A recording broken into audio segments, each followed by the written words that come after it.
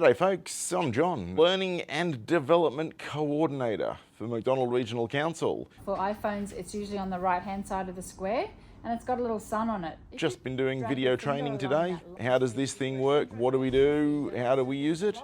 And it's been a lot of fun. Learnt some new tech and learnt how to use some bits of tech that I've had for a long time and haven't used properly.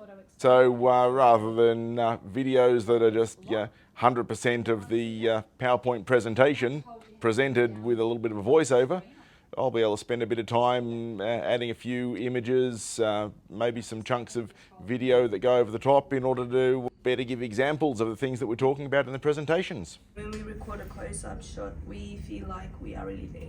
Being able to do it straight on your phone, I can see a massive amount of convenience in that.